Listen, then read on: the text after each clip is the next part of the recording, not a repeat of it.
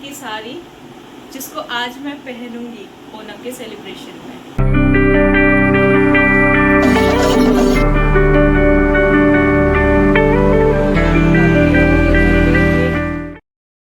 Hello दोस्तों, स्वागत है आपका मेरे चैनल में। हैप्पी ओणम। ओणम ना केरल का सबसे बड़ा त्यौहार होता है, तो आज आपको पता चल ही गया होगा कि मैं आप लोगों को ओणम के बारे में बताऊंगी। हमारी कंपनी में ओणम का सेलिब्रेशन था। उसके एक दिन पहले हमें पास कलेक्ट करने के लिए जाना था, तो मैं पहले जाती हूँ पास कलेक्ट करने के लिए। ये नाइट का टाइम था और नेक्स्ट डे हमारे यहाँ पे ओणम का सेलिब्रेशन था। तो ओणम क्या होता है, जैसे कि हमारे नॉर्थ में हम लोग दिवाली मनाते हैं ना, बहुत ही बड़े रूप में, बहुत अच्छे तरीके से, वैसे ही सेम केरल में ओणम मनाया जाता है। जैसे हमारे यहाँ दिवाली में मार्केट में तरह तरह के पटाखे, तरह तरह की सजावट की चीज़ें मिलती हैं, वैसे ही केरल में ओणम के दिन पे आपको बहुत सारे फूलों का मार्केट मिलेगा और बहुत अच्छा अच्छा, इतने अच्छे अच्छे फ्लावर्स मिलते हैं यहाँ पे। पूरा मार्केट ना फ्लावर्स से भरा होता है, इतनी चहल पहल रहती है ओणम के दिन। Are you going? Coupon. Okay, चलो चलो।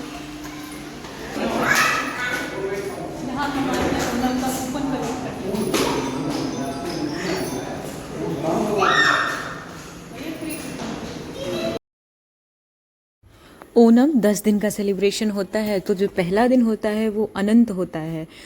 उस दिन से यहाँ पे हर घरों के बाहर रंगोली बनाई हुई मिल जाती है, वो भी फूलों की रंगोली, और बहुत सुंदर सुंदर रंगोली।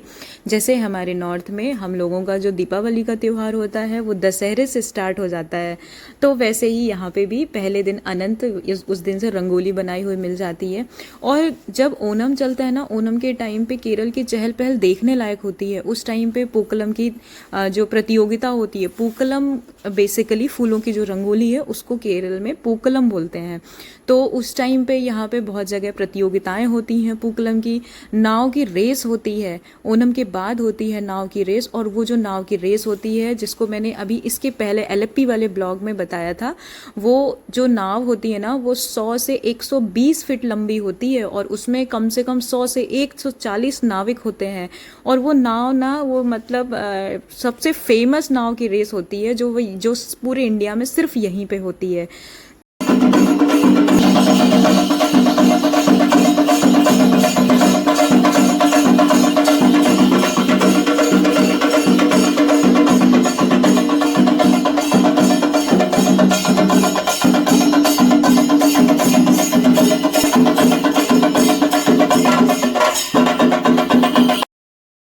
तो आपने देखा, ये है ट्रेडिशनल डांस जिसको बोलते हैं पुलिकली डांस।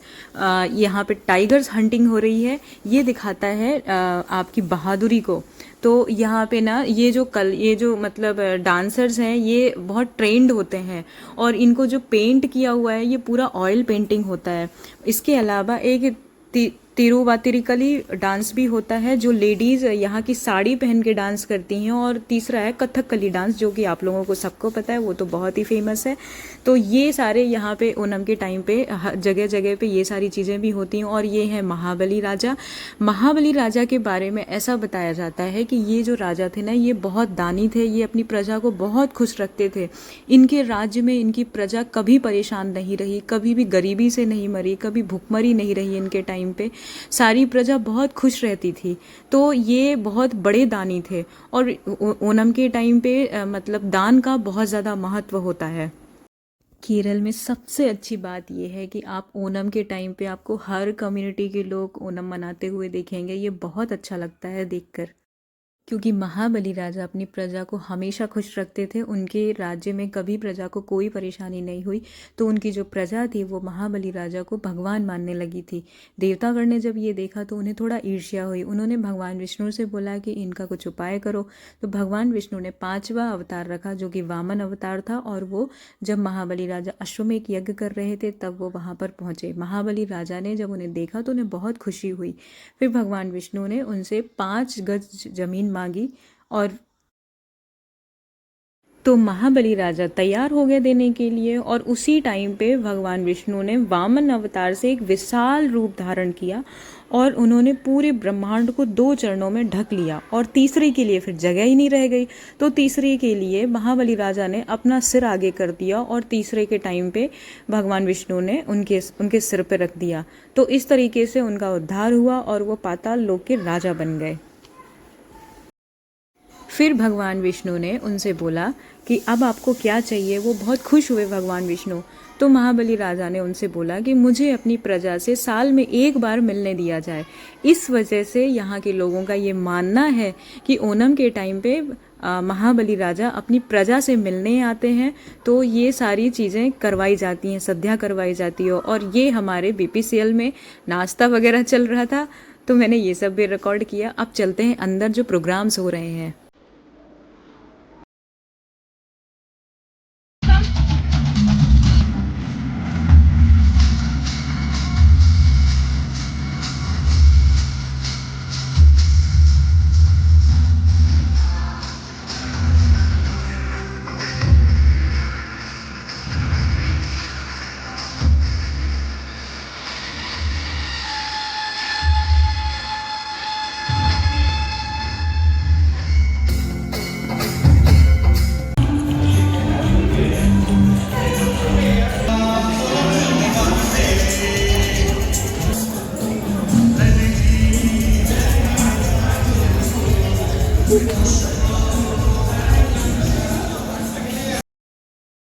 इंटरटेनमेंट का पूरा ध्यान रखा गया इस प्रोग्राम को रखने का। तो गणेश उत्सव चल रहा है, इसलिए गणेश जी के लिए भी एक प्रोग्राम था और बॉलीवुड डांस भी था, सिंगिंग भी थी।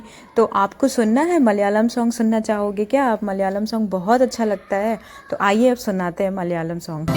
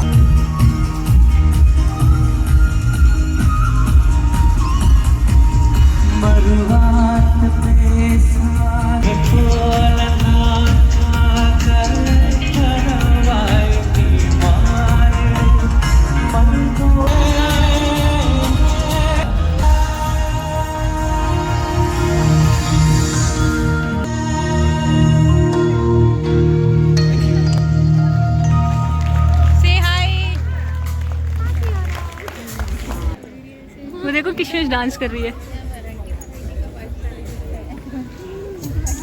That's good. हाय सानवी।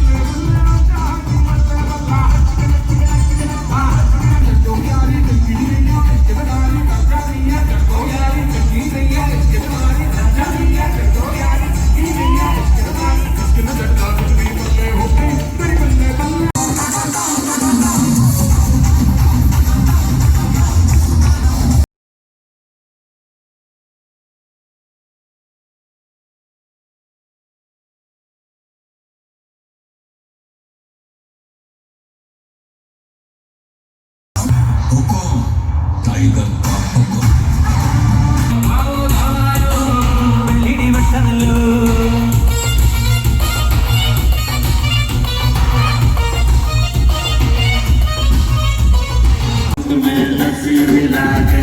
आ जाओ सारे मूड बना के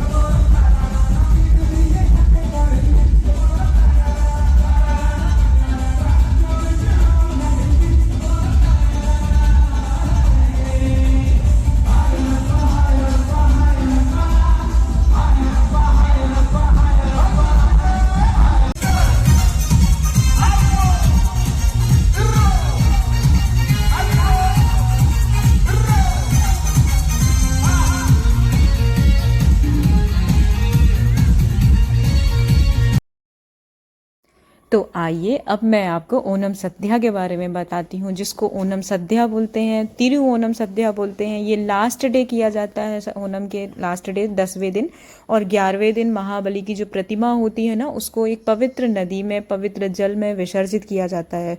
और ये जो सद्या कराई जाती है, ये लोग, बहुत सारे लोग कराते हैं, ये अपनी खुशी के लिए कराते हैं, क्योंकि महाबली राजा जैसे दानी थे, वैसे ही लोग चाहते हैं कि हम भी इस दिन खाना करें। जैसे अपने यहाँ भी करा जाता है, मतलब नवरात्रि के टाइम पे अपन कन्या भोज करते हैं ना, वैसे ही यहाँ पे सब लोगों को खाना कराया जाता है ओणम सद्या में। और ओणम सद्या में 26 तरह के आइटम होते हैं, और आप बिलीव कर सकते हैं क्या कि ये सारे वेजिटेरियन होते हैं। ओणम के टाइम पे बाज़ार में, जैसे मैंने आपको बताया कि फूलों की बहुत भरमार दुकानें रहती हैं, वैसे ही फूलों की दुकानों पे ना आपको ये केले के पत्ते मिलेंगे, क्योंकि ओणम के टाइम पे केले के पत्ते का बहुत महत्व है। वैसे भी केरल में हर जगह केले के पत्ते का महत्व है ही, रेस्टोरेंट्स वगैरह में भी केले के पत्ते पे खाना दिया जाता है। और मुझे तो 26 तरह के आइटम ये केले के पत्ते पे दिया जाएगा। और इसमें भी एक चीज़ ये है कि लेफ़्ट से राइट खाना दिया जाता है। लेफ़्ट साइड से पहले बनाना चिप्स, सरकारा, पिकल्स, इंजी, करी, पचड़ी, खिचड़ी, अवियल, तोरन, ये सारी चीज़ें बनाना लीफ के अपर साइड में रखा जाएगा, लेफ़्ट साइड से स्टार्ट करके अपर हाफ में। इसके बाद में सेंटर में राइस, उसके ऊपर घी, और परिपू डालते हैं, फिर सांभर डालते हैं, रसम डालते हैं, पुलिसेरी डालते हैं, कालन डालते हैं। ये सेकंड राउंड में दिया जाता है। इस तरह से सद्या को खाने का मज़ा तो तभी है जब आप इसको हाथ से खाएं। ये ना जो सद्या होती है, ये सारे तरह के फ्लेवर्स इसमें इंक्लूड होते हैं। मीठा भी होता है, नमकीन भी होता है, तीखा भी होता है, थोड़ा खट्टा भी होता है। तो ये सारी चीज़ें इसमें होती हैं। फिर लास्ट में दिया जाता है पायसम। पायसम मतलब खीर होती है, और ये खीर भी बहुत ज़्यादा टेस्टी होती है। इसके बाद में रहता है बटर मिल्क। तो हमने तो ओणम सद्या को एंजॉय किया। ये बहुत ज़्यादा डिलीशियस लगता है। मैं जब फर्स्ट टाइम खाई थी तो मुझे लग रहा था कि कैसा लगेगा, लेकिन ये बहुत बहुत ज़्यादा टेस्टी लगता है।